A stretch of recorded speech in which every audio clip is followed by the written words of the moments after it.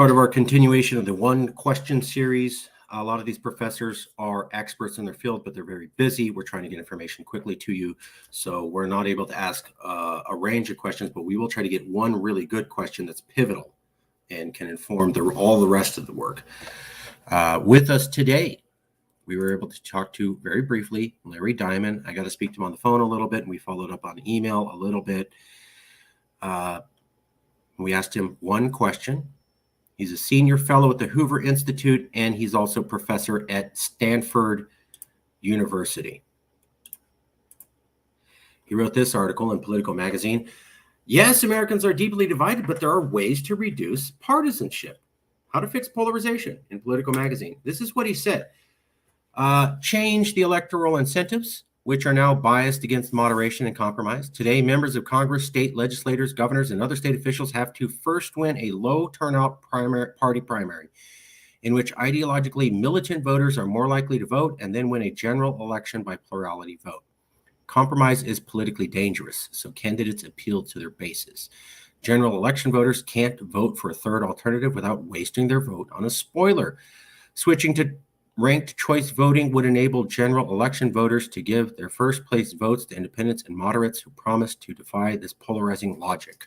So change the way we vote. Multi-party systems. We've heard other professors suggest multi-party systems is the way out.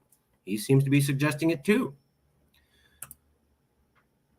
He is the Moss Batcher Senior Fellow of Global Democracy at the Freeman Spogli Institute for International Studies, Senior Fellow at the Hoover Institute, and Professor by courtesy of Sociology and Political Science, PhD, Stanford University. He's also very well educated, also at Stanford, I think exclusively at Stanford. So I asked him, is political polarization worse now than the last few years? That was the big question. So I can't do a full interview. Okay, you have studied political polarization. You are a political science professor. You are an American. You live here. Is it worse now, or is it just hype? I don't have the data to measure that question. We have actual measures of the degree of ideological separation, polarization, between members of Congress of the two parties, and also between Democrats and Republicans in the population. Remember how we talked about, they'll say the elites are polarized, that's this, but are the people polarized? That's what he's pointing out. There's information on the elites being polarized, and there's information on the population, the general public being polarized. I have not seen data comparing 2019 to 2023 in 4 years. I can only say polarization is worse now than 10 years ago. See Pew Research. It is my impression that the Congress today is at least as polarized as it was in 2019, and probably the American public as well. Here is one depressing sign of continued polarization. 100% of Democrats think Biden was elected legitimately, but only 19% of those who voted for Trump think so. So Congress today is at least as polarized as it was in 2019. He doesn't have data to say how much more polarized. It's definitely polarized, but this is the key part. I can say polarization in Congress is worse now than 10 years ago. So where we are now in 2023 is much worse than where we were in 2013. 2013, when Obama was president, and you had professors writing research papers on political polarization because they were terrified at the way the Tea Party was reacting to Obama. Larry Diamond is saying, as polarized as that was, it's definitely worse now in Congress than then. A lot of professors wrote research papers on political polarization during the Obama years, shocked by the amount of pushback from the Republicans. Larry Diamond saying, whatever level of polarization that was, Congress is worse now than 10 years ago when that happened.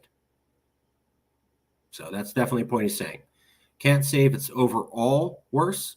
There's definitely people polarized and elites polarized. Congress is definitely worse than 10 years ago.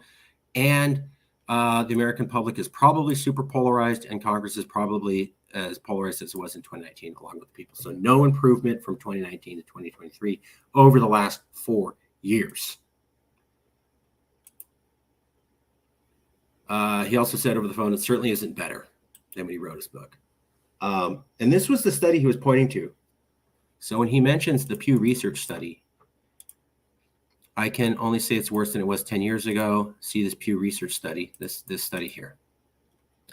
Polarization in today's Congress has roots that go back decades. It's become commonplace among observers of U.S. politics to decry partisan polarization in Congress. Indeed, a Pew Research Center analysis finds that on average, Democrats and Republicans are farther apart ideologically today than at any time in the past 50 years.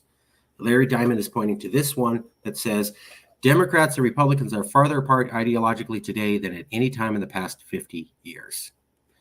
Congress is super polarized, way more polarized than 10 years ago, and the American people are probably, and the elites, as polarized as they were in 2019. We've literally learned nothing and have not improved in any capacity after going through Trump.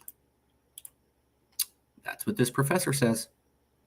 So, interesting data point. Kind of sobering. No improvement in coming together after we're done with Trump. None. Wow. Okay, we'll leave it there.